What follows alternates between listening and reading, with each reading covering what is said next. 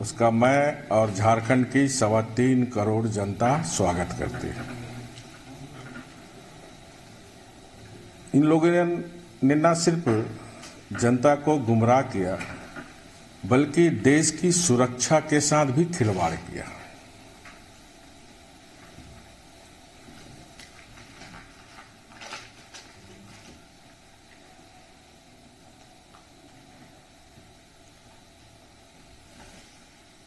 तो आज supreme court के आदेश के आलोक में माननीय राहुल जी कांग्रेस पार्टी को इस देश की जनता को गुमराह करने के लिए, झूठ बोलने के लिए माफी मांगनी चाहिए और उन्हें यह भी बतानी चाहिए कि ये झूठ की सूचना उन्हें कौन दे रहा था। सोर्सेस ऑफ इंफॉर्मेशन उनका क्या था, ये राहुल जी और कांग्रेस पार्टी को बताना चाहिए।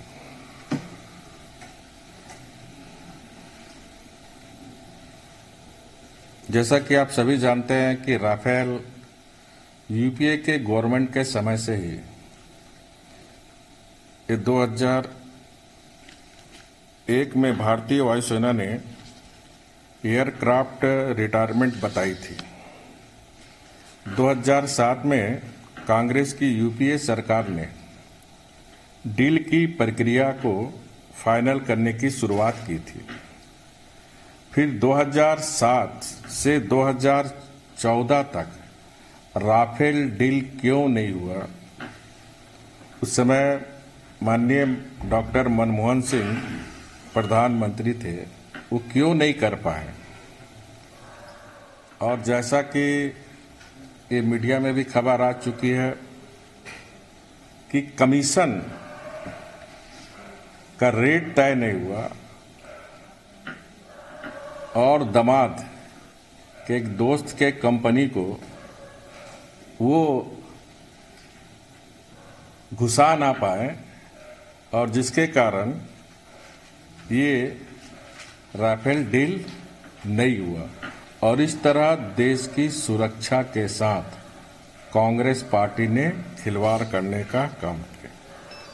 अगर कांग्रेस के इतिहास को अगर हम 60 साल देखें तो इन 60 सालों में कांग्रेस का इतिहास घोटालों का और गोलमाल करने का इतिहास रहा। अभी एक दलाल, आपने देखा होगा, एक दलाल को पकड़ के आया है और वहीं हमारे प्रधानमंत्री जी इन 4 वर्षों में जितने भी सौदे किए हैं वो गवर्नमेंट टू गवर्नमेंट डील, जिसमें कोई बिचौलिया का सवाल नहीं उठता है। कांग्रेस ने कभी करतोची तो कभी मिसेल की दलाली का मौका कांग्रेस में हमेशा इस तरह के लोग, कांग्रेस की जब भी सरकार थी तो इस तरह दलालों की भूमिका रहती थी रक्षा सौदा में। लेकिन माननीय प्रधानमंत्री मोदी जी की सरकार में जो भी डील पारदर्शी गवर्नमेंट टू गवर्नमेंट हुई है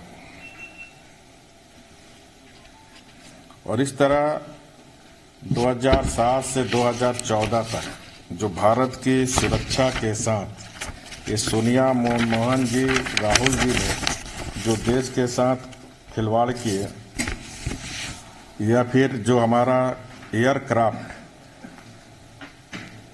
जो लेट आ रहे हैं, उसके लिए जिम्मेदार कौन? राहुल गांधी जी को और कांग्रेस पार्टी को ये बात बतानी चाहिए। और इस तरह मैं बार बार कहता हूं कि कांग्रेस पार्टी जो चोर और गोलमाल करने वाली पार्टी है, चोर मचाए शोर, ये देश को लूटने वाला कांग्रेस पार्टी एक चोर पार्टी है। और ये चोर पार्टी चौकीदार को चोर कह रहा है। और देश की जनता अच्छी तरह जानती है कि देश में नेहरू जी के समय से ही घोटाला का शुरुआत हुई। आप सबको याद होगा जीप घोटाला, जिसमें आपका रक्षा मंत्री कृष्ण मेनन को इस्तीफा देना पड़ा। तब से घोटाला, हर्षद मेहता घोटाला, G2 कॉमन घोटाला, हेलीकॉप्टर घोटाला, घोटाला ही घोटाला कांग्रेस के अंदर। और ये घोटालेबाज चोर लोग, जो एक देश में ईमानदार प्रधानमंत्री जिन्होंने कहा था देश को लूटने नहीं देंगे और चौकीदार की भूमिका में रहेंगे, वैसे ही चोर लोग आज चिल्ला रहे हैं। और सुप्रीम कोर्ट के आदेश से ये आज सारा जजमेंट से यह बात सही साबित हो गई।